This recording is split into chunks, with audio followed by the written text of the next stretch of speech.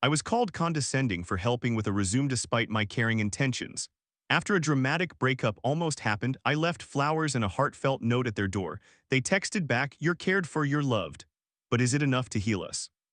Hello Reddit, this is my first time posting something so personal and asking questions about it. I would like to provide as much context as possible, so please bear with me, this will be a long one. I am 22 years old male and my partner is 22 years old female. We have been dating for just over half a year now. Both of us are seniors in college and are about to graduate. I first met them through a dating application in September and immediately fell in love with them after our first date. They reciprocated the feelings, even though they had just ended a long-term relationship. We spent a considerable amount of time together from September of last year to January of this year, around 4 to 5 times a week for approximately 4 hours each time, sometimes more and sometimes less. We frequently went on date nights, planned activities, and enjoyed each other's company. However, the turning point came around winter break. The first incident occurred when they asked me for help with their resume. It was job search season and we were both looking for work at the time. I provided them with a list of suggestions for improvement, and their father, who has caused a significant amount of their childhood trauma and is very insistent on doing things his way, was also helping. After I gave them my final suggestions, at that point, their father had been continuously pressuring them about the resume. They informed me that my recommendations felt condescending. I had simply said, "Baby, don't do XXX," and I felt terrible. My partner went home to Boston while I returned to Florida. I planned to return to campus a week and a half before classes resumed. However, they had a 2-week trip planned for Korea with their best friend, something they were genuinely excited about. Naturally, I was excited for them as well. However, during that trip, our communication was minimal, just 1 or 2 messages per day, and on some days, none at all. I understood they were likely tired and also sick for a significant portion of that trip, so I tried my best to cope with it. However, since their return, we have been spending time together less frequently. In early February, we took a road trip to Boston so I could meet their family and celebrate their grandmother's birthday. During that visit, an incident occurred. I poured them a cup of wine but didn't realize I had used a white wine glass. I am not a wine drinker and ended up pouring red wine.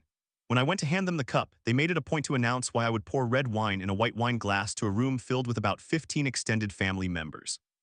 I was caught off guard and offered to pour them another cup in the correct glass, but they declined.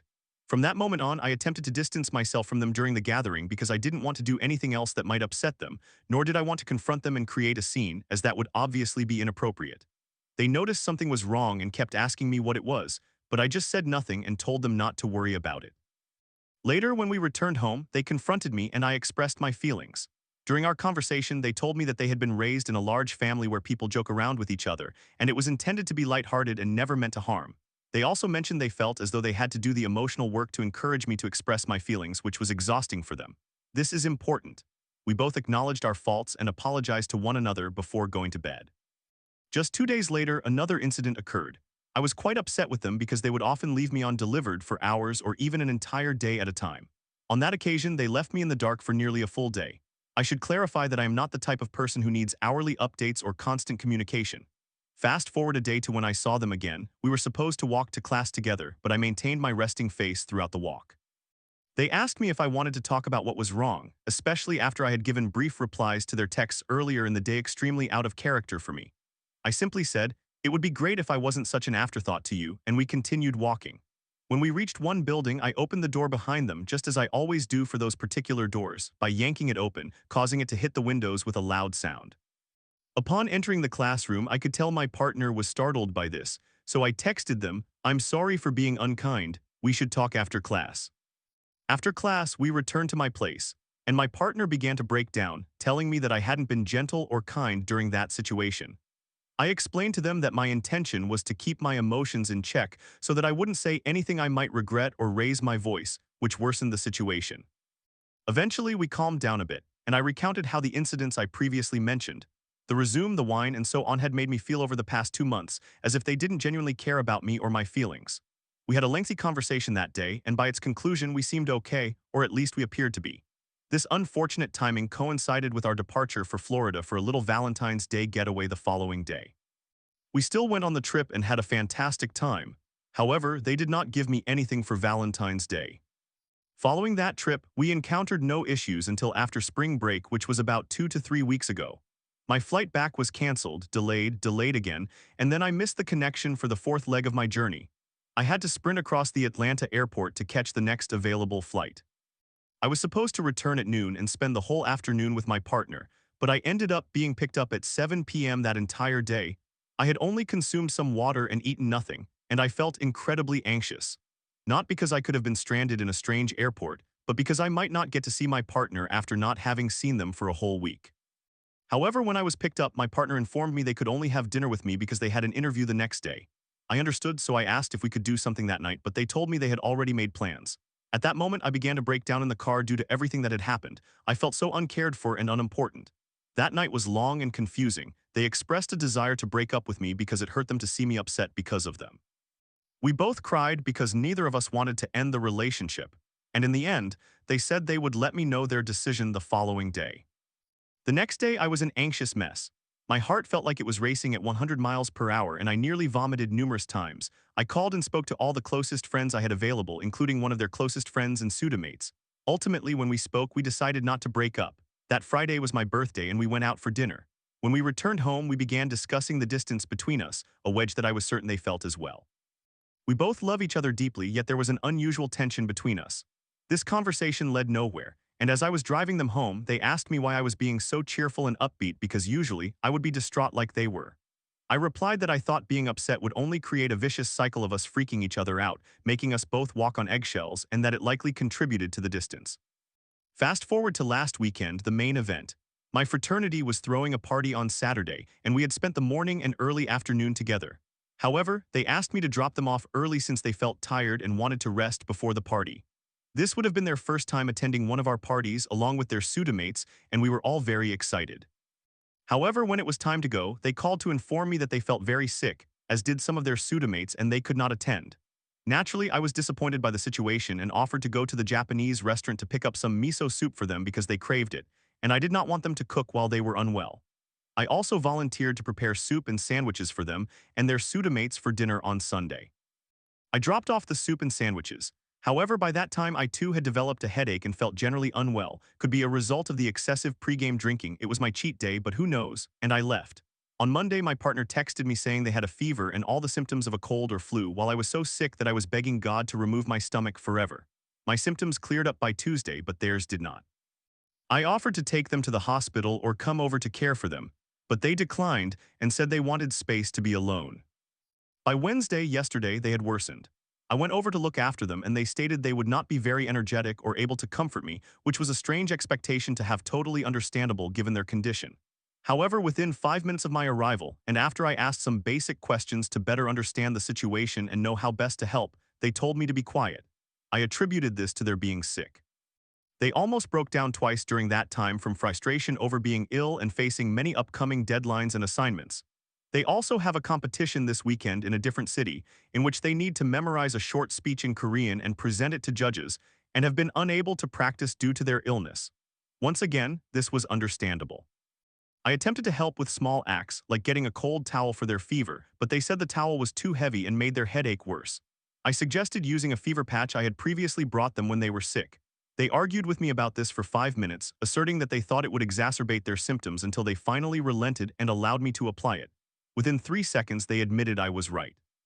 Once again, I chalked this up to their not thinking straight due to their headache and sickness. Their mother scheduled an appointment for them to get tested for strep at a pharmacy 50 minutes away, and I drove them there. In the car, I thought they were ill and could use some peace and quiet, so I let them choose their songs and kept quiet. They nearly broke down again a couple of times over doctors being cold and unsympathetic, and their college advisor not being helpful with assisting them in emailing professors about missing class due to their illness. When we arrived home, I entered their room and noticed a stale smell, so I inquired about when they had last opened a window in there, offering to open it if it had been some time. Once again, they accused me of being condescending. At that moment, I felt terrible, unappreciated, and sensed they were directing their frustrations at me, so I simply said okay, that I thought they should rest and be alone, and left. But as I walked down, I don't know what came over me, and this is where I made my mistake. I returned and asked them, "When did you stop loving me?" This caught them by surprise and almost brought them to tears again. They informed me that they couldn't handle discussing this right now, as they struggled to talk about emotionally heavy topics. In retrospect, I realized this was an inconsiderate move on my part. I said okay and just wanted to express how I felt, so I continued by stating that this past month, I felt like they were hanging out with me out of obligation and didn't genuinely want to be there. They interrupted me again and I asked just one question: "Do you still love me?" They began to break down once more and said they couldn't answer that at that moment. I then stopped speaking. We hugged each other and I apologized for being a poor partner, expressing that I couldn't manage without them. As I prepared to leave, I gently caressed their face and couldn't help but cry. Fast forward to today. I texted them asking if we could talk or at least see each other briefly, but they said no. I felt sad but wanted to respect their space, even though this was my only chance to see them this week, as they are leaving tomorrow morning and won't return until late Saturday night. I highly doubt they would want to be social on Sunday. I wrote a short letter, almost 2 pages, expressing that I still love them, that I cherish our memories together, and that I would like to continue working through our issues. I picked up a bouquet for them and dropped it off at their door. This evening, they finally replied to me with some reassurance. "You are cared for, you are loved, everything is going to be okay." I responded, "By you, right?" They replied, "Yes, honey." I apologize for the lengthy context. I would appreciate your thoughts on the relationship, my anxious behavior, their behavior, and of course, any advice for similar situations would be welcome. Thank you for taking the time to read my story. Story 2. My long-distance boyfriend says I ruined him. I asked if he'd get a second job and he called me exhausting. I thought I was helping, but now he blames me for his depression. After I cut, he texted, "I can't be responsible for you. Is this the end?" Trigger warning: self-harm, anxiety, depression. I am in a 1-year-long relationship. Currently, we are in a long-distance relationship, but we have met in real life and the relationship has gone exceptionally well so far. We were truly inseparable and remarkably close to each other, sharing an unbeatable connection. We used to talk every single day and text each other goodnight paragraphs each time before going to sleep. Everything was going wonderfully until 2 months ago. For some reason, I started to feel like he was not making as much of an effort as he did at the beginning, partly due to his financial situation. I tried to discuss this with him and asked if he was growing tired of me. For instance, during the third time we met in real life, he did not buy me flowers as he had promised. He knows that flowers are very important to me, and he brought them for me during the previous 2 visits. I don't know, it really hurt me and I felt like he was merely offering empty words. Another significant mistake that I made was when he was about to visit me for my 18th birthday. He asked what gift I would like and I requested a gold bracelet worth €150. He asked me, "Does it really have to be gold?" I responded, I would prefer it because it doesn't tarnish, but if you can't afford it, you can get me a lipstick." I even sent him some affordable lipstick options because he was financially strained at that time. He apparently wanted to buy me a bracelet worth €40, but I usually only wear gold jewelry, so I declined, and I would have preferred if he had purchased something more within that price range.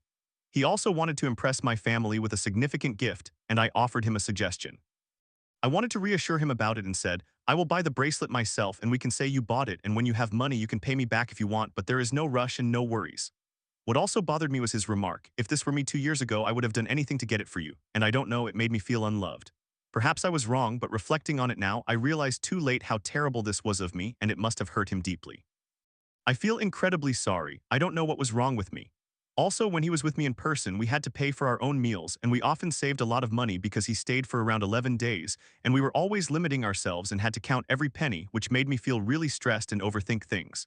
He already works one job, but the pay is inadequate and barely enough for us. When he visited for the first time, he got a second job before coming to see me to save more money, but then he became tired of it and quit, which also made me question his efforts.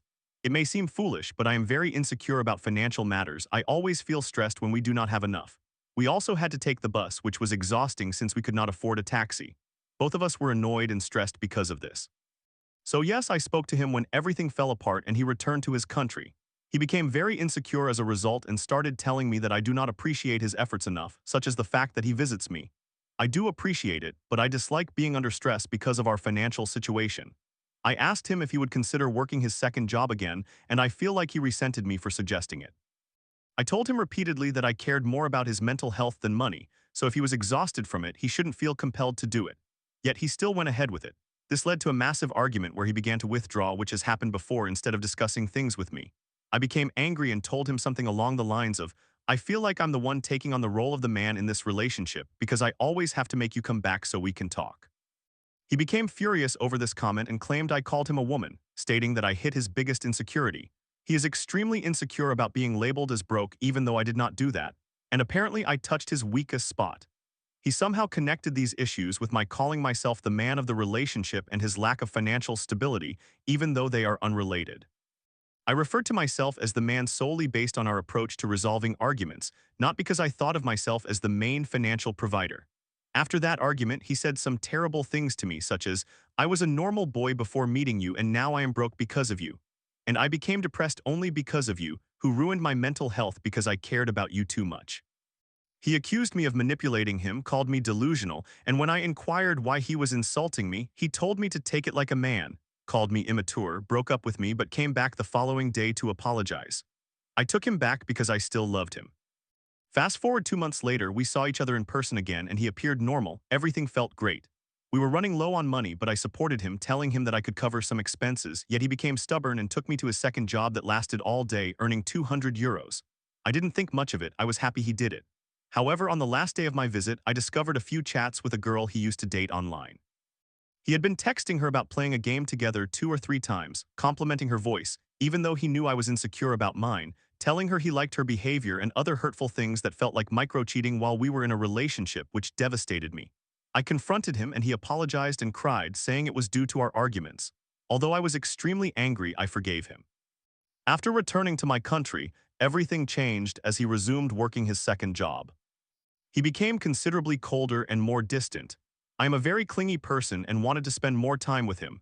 I even asked him to quit his second job and stick to his first because I desperately missed him and the dynamic we had. He remarked that I wanted this, and told me that I made him extremely insecure and now he is working 24/7 like a real man, and that he would buy me an iPhone 16, etc. However, I do not need that. Perhaps I realized this too late, but what I truly needed was his time and affection. I recognized my previous mistake, apologized to him countless times, and begged him for a second chance. He began to tell me he felt like a 50-year-old husband who hates coming home because of his wife, and that I won't stop messing with his mind, labeling me as dramatic and saying it is not that serious. However, my mistake tormented me from within. His coldness overwhelmed me and I begged him to be with me, stating I was on the verge of self-harming and drinking and I needed his help. However, his only response was okay, as he continued to focus on his job, whereas in the past he would have supported me. I cried and harmed myself so severely that my skin split open. I drank and vomited for the first time, which was terrifying. He ignored me the entire night. I texted him at 4 a.m. with diminishing hope that he would care. The next morning he replied, "I can't be responsible for you." I experienced several breakdowns and he told me, "You are so exhausting." I pleaded with him to give me another chance and I thought he had. Things went fairly well the next week, although I struggled to restrain my neediness and clinginess. I attempted to convince myself that everything was fine while he remained almost completely absent. Then it happened again. One day he returned home from work earlier than expected, promising to spend more time with me. I was overjoyed, but ultimately he only had a monologue about how much he loves his car, saying that it knows him at his best and worst. This hurt me deeply because I was the one who always supported him, helping him overcome his alcoholism and depression, and encouraging him to eat again as he had an eating disorder when we met. After he promised to play with me, he told me he wanted to sleep. I expressed my feelings something like, "Okay, I understand I will never be your priority," and he became extremely angry and offended by my comment, going to bed on bad terms. This hurt me tremendously. We had always resolved our arguments by talking them out. This situation shattered me, yet he remained unwilling to quit his job solely due to his insecurity and ego. I wanted him to quit for our relationship to succeed and sought an opportunity to discuss everything openly, urging him to take a break from work since he consistently complained about being unable to support me due to the exhaustion of working 12-hour shifts. Instead, he stubbornly replied that I would not get what I wanted this time and that I was treating him like a dog. He insisted I had to face the consequences of my actions and stated I needed to suffer for my mistake, making it clear he could not trust me again. He said, "I can't believe you would call me broke, and when you call me broke again, I will take a picture of my money stack and send it to you." I felt completely humiliated, as if I were a stripper he wanted to throw money at. While I recognized that I made a mistake, I desperately wanted to remedy the situation. For that to happen, he must be willing to be vulnerable with me again, just as he was before, but he refuses. He becomes extremely defensive and accuses me of wanting to weaken him or of wanting to manipulate and control him, labeling me as selfish, etc. I argued that a truly selfish person would drive him to work himself to exhaustion and spend all his money at clubs. He believes that letting him work will resolve everything and that it will prevent him from blaming me daily for my mistake. However, I cannot abide by this. I want to be with him, and this situation is eating me alive. I also understand that he doesn't work out of a genuine desire for a better life for us. Rather, he is working to rebuild his broken ego. I attempted to support him and I wanted one more chance to demonstrate my regret, but he insisted, "I will work until my confidence builds up again." I told him that forcing an insecure behavior would only make him more insecure, yet he refused to listen. Moreover, I cannot tolerate the fact that he is gone all day, we barely text, and when he is home we go to sleep. I miss the attention he used to give me. I do not understand why all of this sudden change is happening, as he was not like this just 1 month ago. He now treats me as if I am his greatest enemy and told me, instead of crying about being lonely, you should get a grip and be a supportive wife when I come home exhausted from work. I asked him, but who supports me? He retorted that he has it 200 times harder than I do because I have never worked a day in my life, implying that my feelings don't matter, and called me dramatic and overreacting. Why is he demanding housewife treatment from me? It was never like this before. When we attempted to discuss everything again 1 week ago, he became so angry on the call that he began yelling at me. I said to him, "Yell at me like a real man would, right?" and then hung up. He responded, "Provoke me like a real lady would, right?" I told him I was exhausted from this and he told me to leave him. I agreed and ended our relationship. 24 hours later, I received a "I miss you" text followed by a short apology that lacked any motivation for change. After 3 days of no contact, I reached out to him and he appeared somewhat sad. I was cold because I had been hurt and I told him, "This is doomed." He became cold again. Even during arguments, he quickly shifted from claiming, "I care about you and will chase you my whole life and I love you the most," to blaming me for my mistake, and his response was simply, "If you say so," demonstrating no desire to fix things. I feel like I have done everything I could to resolve this from my side. I asked him, "You don't?" and was met with silence. I am utterly lost and confused. To anyone who took the time to read this, thank you very much. I truly appreciate it. Story 3. Navigating my feelings for Lucy, my coworker and survivor of emotional abuse, has been a roller coaster. "You are a wonderful person," I remind her while she battles guilt from her past. "Can our bond survive while she heals? I hope we find clarity together." Trigger warnings. Emotional abuse. Sexual assault. Summary: I have been sleeping with my coworker, and it has brought up many issues. I, a 31-year-old male, need assistance in determining how best to support my friend and coworker, Lucy, a 34-year-old female. This is a lengthy narrative, so prepare yourself. I have a question at the end. I first met Lucy about 1 year ago when she transferred to my workplace from another location within the company, accompanied by her then partner, David, a 44-year-old male who also worked with us but held a higher position. I worked closely with Lucy on a daily basis, and while we became friends, we were not particularly close initially. I always found Lucy to have a pleasant personality and to be incredibly attractive. However, I saw no reason to pursue a closer relationship for 2 reasons. First, we worked together, and as we all know, that does not always turn out well. Second, she already had a partner with whom she appeared to be happy and who also worked with us. As a result, things continued smoothly with no significant changes until I began to realize my feelings for her were growing stronger. As I got to know her better, we developed more inside jokes, and I found myself desiring her on a more intimate level. Then, about 2 months ago, everything shifted. First, Lucy confided in me that she often felt excluded from the group social activities that some of us from work would engage in approximately once a week. I did not disclose this to her, but the main reason for her exclusion was not because of her, but rather due to David. David is not well liked at work, and people were unwilling to risk his presence at these social events. Nonetheless, I apologized to Lucy and promised to try to include her in more activities in the future. The next significant change was when Lucy ended her relationship with David. This became apparent early on when she was seen moving into a different house by someone from work, and shortly after, she enlisted a large group of us to help her remove all of her belongings from David's house. This breakup was not a huge surprise to anyone, as Lucy and David always appeared to be a mismatched couple. Additionally, Lucy was generally quite popular at work, whereas David was mostly disliked. It was at this juncture that I acknowledged my feelings for Lucy. However, I felt conflicted. On one hand, I was eager to ask her to spend time with me.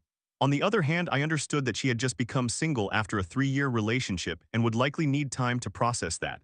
Therefore, I decided to take things slowly. The first step I took was to invite Lucy to a group social event, which she unfortunately could not attend because, unbeknownst to me, she was away visiting her parents on the day I invited her. However, she responded positively to the invitation, so I continued to invite her to social events. After one of these events, Lucy asked me if I enjoyed hill walking, to which I answered affirmatively. A few days later, we went hill walking together and enjoyed lunch at a cafe. This was the first real time we had spent together one-on-one. Due to my fear of rejection, I was terrified of asking her if she wanted to go on an actual date, so I refrained from doing so. This continued for a little while until one night, a large group of us from work went out for drinks in town. Lucy was present, and we ended up dancing together in a club. Once most of our coworkers had gone home, Lucy began dancing very closely with me, and I could tell by the way she was looking at me that she wanted me to kiss her. So I did, and she kissed me back. In an instant, I had overcome my greatest fear of rejection and found myself exactly where I wanted to be. We went home together that night and slept together. It was everything I had imagined and more, and for a brief period, I felt the most content I had been in a long time. Lucy began to share more with me, discussing the issues she faced with David. And over the next week or so, as she told me more, I realized her relationship with him had been far worse than I could have ever imagined. David had emotionally abused Lucy for most of their 3-year relationship.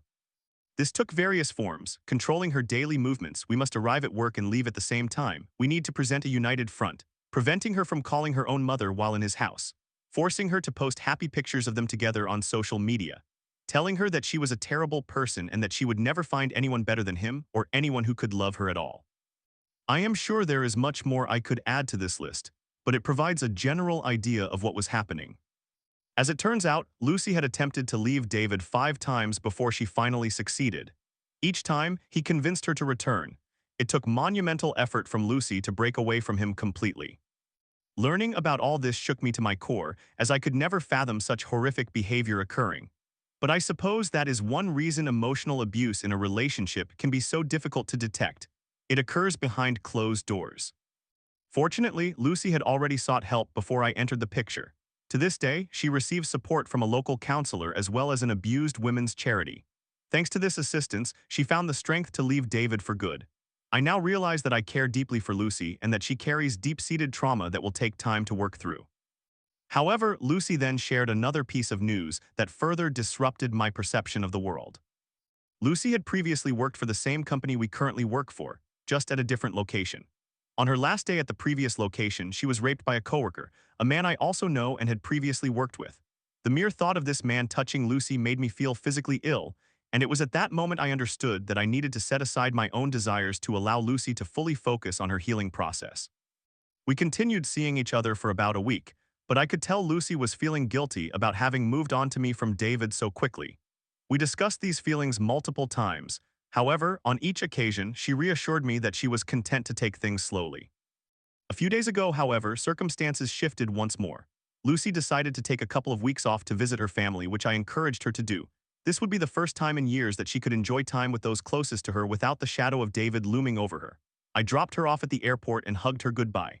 Later that evening, she started messaging me, and I could sense from the tone of her messages that something was wrong.